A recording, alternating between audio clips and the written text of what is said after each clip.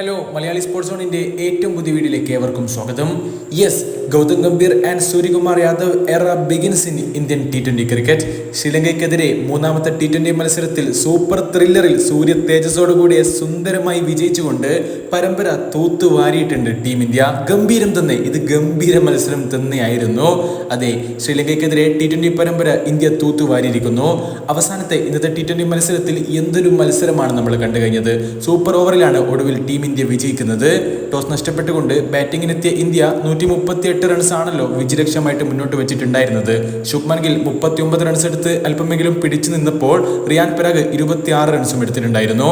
Second ഇന്നിംഗ്സിൽ മറുപടി ബാറ്റിംഗിൽ വിജയലക്ഷ്യത്തിലേക്ക് bat ചെയ്ത ശ്രീലങ്കയ്ക്ക് മികച്ച തുടക്കമായിരുന്നു ലഭിച്ചിട്ടുണ്ടായിരുന്നത്. അവരുടെ ആദ്യ വിക്കറ്റ് നഷ്ടപ്പെടുമ്പോഴേക്കും പതും നിസാങ്കയും കുശാൽ പെരേരയും ചേർന്നുകൊണ്ട് 58 റൺസിന്റെ പാർട്ട്ണർഷിപ്പ് പടുത്തുയർത്തിയിട്ടുണ്ടായിരുന്നു. നിസാങ്കയെ പുറത്താക്കിക്കൊണ്ട് രവി ബിഷ്ണോയ് ഇന്ത്യക്ക് ചെറിയൊരു ബ്രേക്ക് ത്രൂ നൽകുന്നു. ബട്ട് മൂന്നാം വിക്കറ്റിൽ മെൻഡിസും കുശാലും ചേർന്നുകൊണ്ട് 52 റൺസിന്റെ പാർട്ട്ണർഷിപ്പ് പടുത്തുയർത്തുന്ന കാഴ്ചയാണ് നമ്മൾ കാണുന്നത്. അതെ, കളി കൈവിട്ട് പോയി എന്ന് ഉറപ്പിച്ച സമയമായിരുന്നു അത്. ശരിയാണ്, ഇന്ത്യ ഓൾറെഡി ഒരു പരമ്പര സ്വന്തമാക്കിയതാണ്. പക്ഷേ ഈ ഒരു സീരീസ് തൂത്തുവാരണമായിരുന്നു ഇന്ത്യയുടെ ചുണക്കുട്ടികൾക്ക്. ഗൗതം ഗംഭീറിന്റെ ചില ടാക്ടിക്സുകൾ, സൂര്യകുമാർ യാദവ് എന്ന ക്യാപ്റ്റന്റെ ചില മികച്ച തീരുമാനങ്ങൾ ഒക്കെ നമ്മൾ എടുത്തു പറയണം. അതൊക്കെ ഈ ഒരു മത്സരത്തിൽ വളരെയധികം നിർണായകമായിട്ടുണ്ട്. അതിലേക്ക് നമ്മൾ വരാം. എന്തായാലും പിന്നീട് മത്സരത്തിലേക്ക് ശക്തമായി തിരിച്ചു വരുന്ന ഇന്ത്യൻ ടീമിനെയാണ് നമ്മൾ കാണുന്നത്. മെൻഡിസ് മടങ്ങിയതിന് പിന്നാലെ വാനിന്ദു ഹസരംഗ അതുപോലെ ചെരി തസലങ്കയൊക്കെ വന്നതുപോലെ തന്നെ മടങ്ങിപ്പോകുന്ന ഒരു കാഴ്ചയാണ് നമ്മൾ കണ്ടത്. അതെ, നമ്മൾ ഈ ഒരു സീരീസിലെ കഴിഞ്ഞ 2 മത്സരത്തിലും കണ്ടതുപോലെ തന്നെ ടോപ്പ് ഓർഡർ കത്തിക്കയറും, മിഡിൽ ഓർഡർ തീർത്തും നിരാശപ്പെടുത്തും. പിന്നീട് വന്നിട്ടുള്ള രമേശ് മെൻഡിസ് അതുപോലെ കുശാൽ പെരേര എന്നിവരെയൊക്കെ ഒരു ഓവറിൽ തന്നെ റിങ്കു സിംഗാണ് മടക്കി അയക്കുന്നത്. അതെ, ഡെത്ത് ഓവർ സ്പെഷ്യലിസ്റ്റ് ആയിട്ട് റിങ്കു സിംഗ് മാറുന്ന ഒരു കാഴ്ച.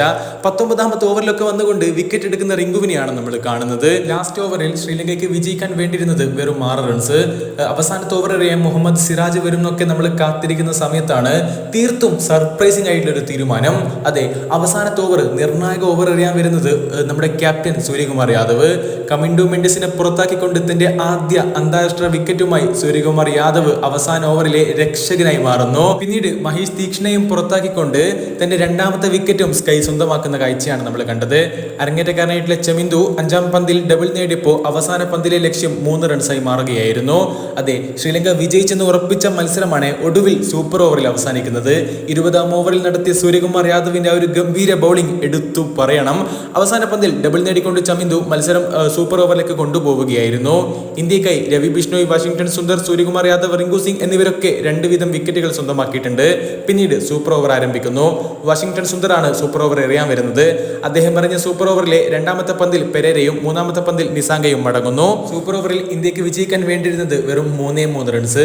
നേരിട്ട ആദ്യ പന്തിൽ തന്നെ ബൗണ്ടറി നേടിക്കൊണ്ട് സൂര്യകുമാർ യാദവ് ഇന്ത്യയുടെ വിജയം സാധ്യമാക്കി കൊടുക്കുകയായിരുന്നു. ക്യാപ്റ്റൻ സൂര്യ എടുത്തു പറയണം, അദ്ദേഹത്തിന്റെ ക്യാപ്റ്റൻസിയും പ്രകടനവും ഒക്കെ തന്നെ. എന്തായാലും ടീം ഇന്ത്യ ഇതാ പരമ്പര ശ്രീലങ്കയ്ക്കെതിരെയുള്ള T20 സീരീസിലെ 3 മത്സരവും വിജയിച്ചുകൊണ്ട് പരമ്പര തൂത്തുവാരിയിരിക്കുന്നു. അടുത്തൊരു വീഡിയോ ആയിട്ട് വീണ്ടും കാണാം. അതുവരേക്കും ചെറിയൊരു ഗുഡ് ബൈ.